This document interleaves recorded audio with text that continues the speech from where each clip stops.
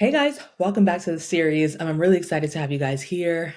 Y'all, it is day 13 of a 14-day series. So it is amazing that you've made it this far and that you've made it to the final part of the series. Um, yeah, like that. So let's get right into it. For those of you guys who are watching live, this is a Saturday, so I don't want to use up too much of your time because it's the weekend. We're going to get right into it. All right.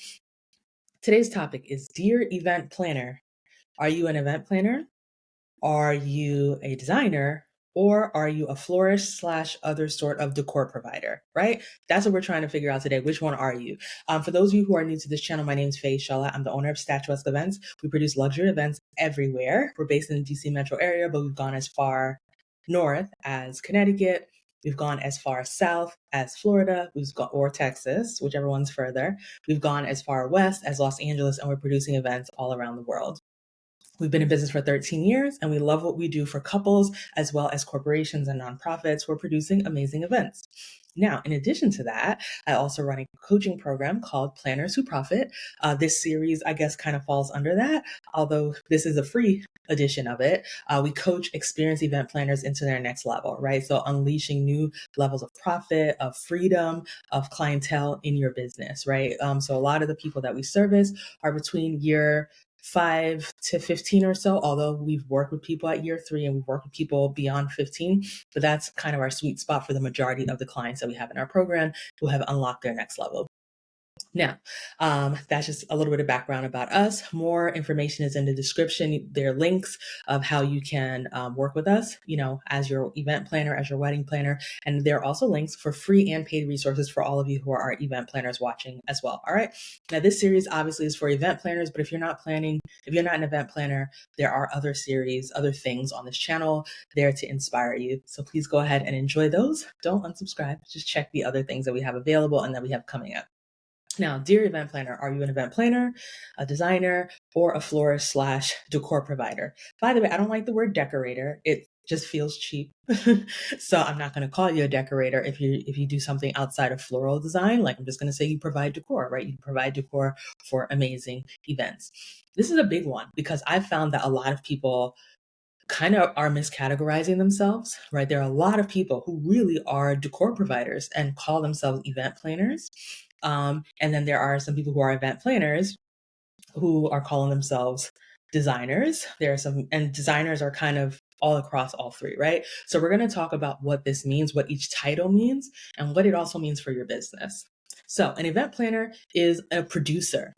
An event planner is a project manager, okay? The event planner is the person, for lack of better terms, running the show. And I don't mean running the show. You don't need to be bossy, to be an event planner, but you know everything that's going on. You know all the details. You know who's supposed to be where by what time, from the couple to each vendor to all of that, right? You are the person with all the details.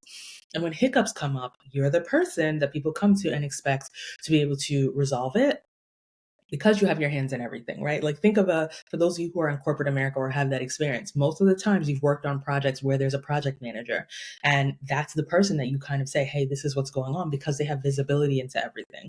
They may not be your manager directly, but they're managing this project. And so you work with them about whatever needs to get done in the project, right? This is your job as an event planner. A lot of us as event planners are calling ourselves event planners, but are doing nothing logistics wise. We just want to talk about flowers for 9 to 12 months. And there's no logistics, there's no thought to timelines. We're kind of putting it on our clients to do all of that. And I want you to know that being an event planner can be the design element. I think especially now at the time of recording 2024, it's kind of difficult to be an event planner, especially in the wedding industry or any other creative industry like experiential design, like birthday parties, showers without having some sort of design eye or expertise.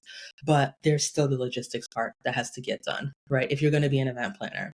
Now, the second one I've already kind of touched on a little bit, being a designer. The designer is kind of like, it's kind of like if you think of an interior designer, right? An interior designer comes in and they come up with ideas for how to make things beautiful without necessarily building a bunch of chairs and building a whole bunch of tables, right? You're not physically putting the pieces together, but you know who to go and get the pieces from. When things need to be custom built, you know who to get the custom, where the custom builder is, and you're giving them the instructions and the inspiration behind what you want built. right? So a designer does not necessarily mean that your hands are in it. What it means is that you're the one who came up with the creative concepts, right? Just like when you think of a stylist, somebody who styles your clothes, they rarely actually make clothes, right? A lot of times they are styling you with clothes that someone else has. So they have their eye on everything that's going on creatively, and they know what to style and bring to you. That's what a designer does. So an event designer is styling everything from the stationery to the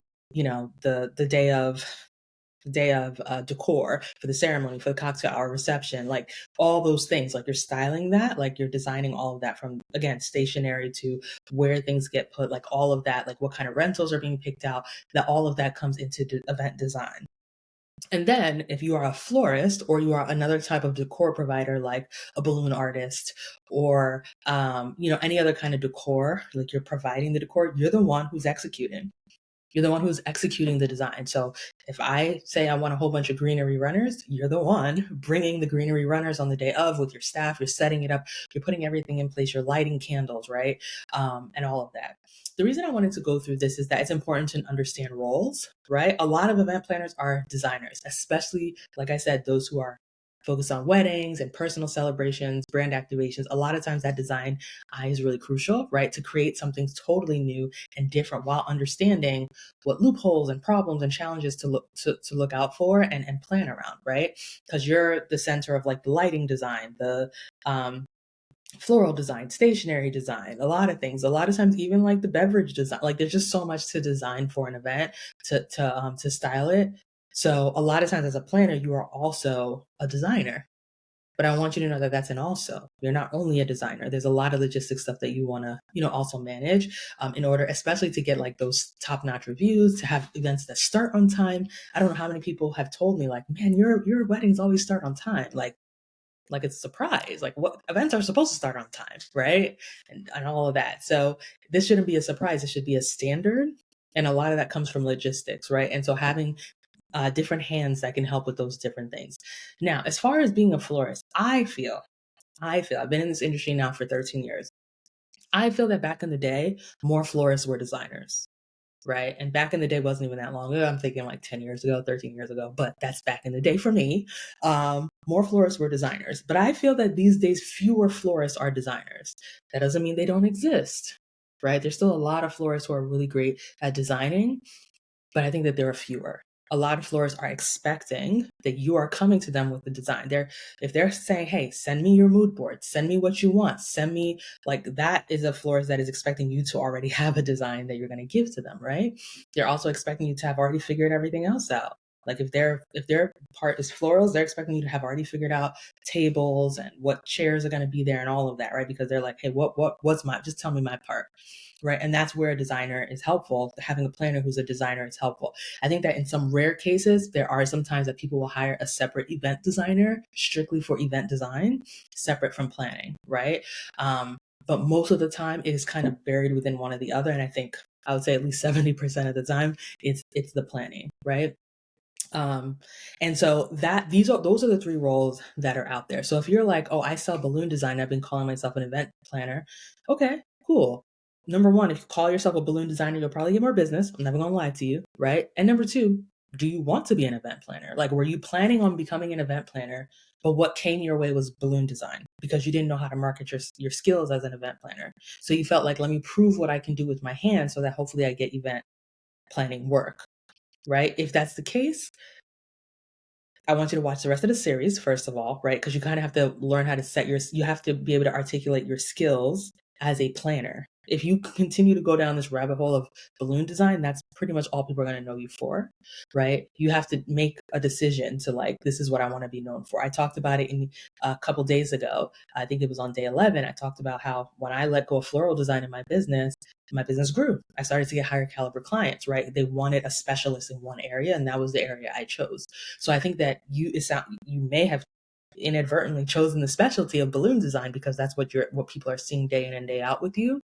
And so it's pushing you further and down that rabbit hole of being seen as a balloon designer versus an event planner. So you kind of have to like do the work to position yourself as an actual event planner, right? And grow your business. Of course, this is what we do at Planners Who Profit. So make sure you check out the resources in the description box. You got to sign up for at least one, right? And make sure that you work it, do all the next steps in there to start to set yourself up for the next to be seen as an event planner. All right. That's really going to be important. And if you're like, no, I really like balloon design, or I really like floral design, that's great too. But you want to just make sure that you're not just expecting that one day someone's just going to recognize that you were great with balloons and give you an event planning job. It's not going to happen, right? People are going to book you based off of what they see you doing. So that's one thing. And also, as event planners, yes, you can be a planner and a designer. Just make sure you're doing both, right? And I think that it's important for us to just get clarity around this topic.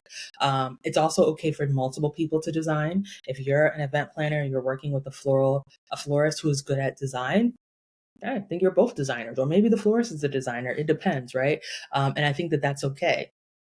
I think that is okay, right? This is where collaboration comes in. But it's always great to have the design skill so that you can collaborate and help on that. So I hope this helps you to clarify if you're an event planner, an event designer, or if you are a florist slash decor provider. Let me know which one you are in the comments. I would always love to just see, chat with you. Let me know which one you are and what city and state you live in. I always just like to know those details about who's watching. We respond to every comment, so it's going to do is start a conversation with us. And make sure, of course, you like, subscribe, all that good stuff, because we've got a lot more coming. I know we're nearing the end of this series, but I am having a feeling that a series like this may be back with different topics. And I'm going to experiment with doing more of things like this for the rest of the year. So make sure you're subscribed, make sure you're locked in, so you don't miss out on all the good stuff that we have coming for event planners. All right. Again, leave your questions, leave what your specialty is in the comments. I hope this is providing more clarity. Hopefully it's giving you more language about how to describe what you do and the way you show up online, the way you show up in front of clients and all of that, so that you're bringing clarity and you're getting people to fall in love with what you do and what you love to do. All right. So cheers. I'll catch you guys in the next video and enjoy the rest of your weekend.